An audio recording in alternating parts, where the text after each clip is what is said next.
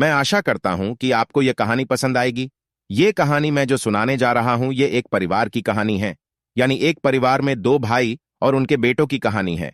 कहानी बहुत ही रोचक होने वाली है। समय देकर पूरा कहानी का सुने। कहानी का टॉपिक है अपने तो अपने होते हैं, बाकी सब सपने होते हैं। अपने तो अपने होते हैं। मन की मैल को मिटाकर जो साथ खड़े रहते हैं वही तो अपने होते हैं। कहने को तो सभी अपने होते हैं, लेकिन मुसीबत में जो साथ खड़ा रहता है वही अपना होता है। आइए कहानी शुरू करते हैं। एक गांव की बात है। तक पूरे परिवार में गांव से लगभग 500 मीटर की दूरी पर सुरेश और मुकेश नाम के दो भाई रहते थे। हालांकि दोनों भाई अलग अलग रहते थे। दोनों भाई के घर थोड़े दूर दूर थे। सुरेश के 4 बेटे थे। चारों भाई शांत माहौल तथा सुशील दिमाग के थे, और मुकेश का एक ही पुत्र था जो बहुत ही मंदबुद्धि तथा अहंकारी था। दोनों भाई सुरेश और मुकेश के रहने तक पूरे परिवार में किसी प्रकार का भेदभाव नहीं था। कुछ समय बाद दोनों भाई बुढ़े हो गए थे और किसी कारण से सुरेश का स्वर्गवास निधन हो गया। लेकिन मुकेश का बेटा और चारों भाई अभी भी पहले की तरह मिलजुल कर रहते थे। मुकेश का बेटा और बहू बहुत झगड़ालू तथा घमंडी था, लेकिन चारों भाई शांति से रहते थे। शांत स्वभाव के थे, लोगों का बहुत आदर करते थे। एक दिन अचानक मुकेश की तबीयत खराब हुई और कुछ दिन बाद उनका भी निधन हो गया। मुकेश जिंदा थे तब तक सब ठीक था। गांव के लोगों को पता था कि मुकेश का बेटा बहुत ही कम दिमाग का तथा किसी की भी बातों में आ जाता था। लोगों ने इसी बात का फायदा उठाया और बेटे के कान भरने लगे। चारों भाई ने उसे बहुत समझाया, पर वह नहीं समझा। लोगों ने उसे उन चारों भाई के प्रति ईर्ष्या करने के लिए प्रोत्साहित किया और उनके बीच फुट डाल दी। लोगों की बात मानकर उसने विनाश वाला रास्ता चुन लिया, उस पर चल दिया। धीरे धीरे लोगों के चक्कर में उसकी जमीन जायदाद धीरे धीरे करके बिकने लगे।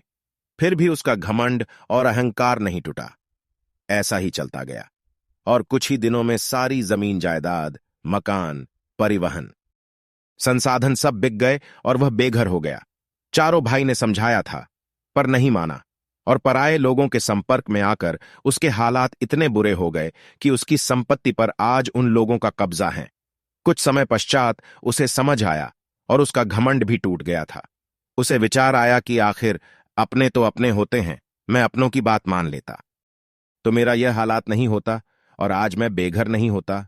मैं उन लोगों की बातों में नहीं आता तो आज मैं भी उन चारों भाई के बीच में होता और उनकी तरह सुखमय जीवन व्यतीत करता।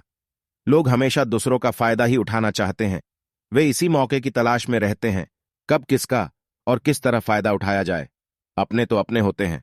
इस कहानी से हमें यह शिक्षा मिलती है, हमें लोगों के बताए हुए रास्ते पर चलने से पहले यह सोच लेना चाहिए कि क्या यह रास्ता मेरे लिए उपयुक्त है।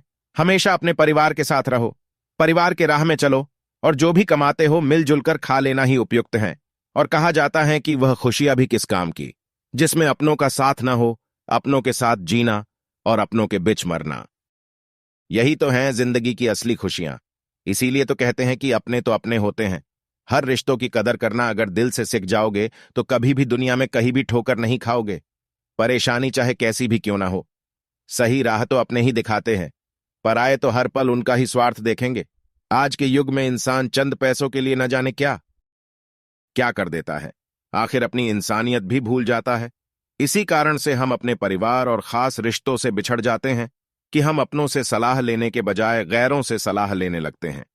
और जैसा कि आप जानते ही हैं, लोग एक अच्छे परिवार यानी जो परिवार अपने अंदर बहुत ही खुश और संतुष्ट रहता है, उससे दूसरे लोग बहुत जलते हैं और किसी भी हालत में उसे तोड़ना चाहते हैं और तोड़ भी देते हैं, जबकि इसमें उनको मिलता कुछ भी नहीं, केवल अपने मन को संतुष्ट कर लेते हैं। अगर यह कहानी आपको अच्छी लगी हो तो हमारे YouTube चैनल को सब्सक्राइब, लाइक, शेयर, कमेंट जरूर करें कि इससे अच्छी अच्छी कहानी हम आप तक पहुंचाते रहे।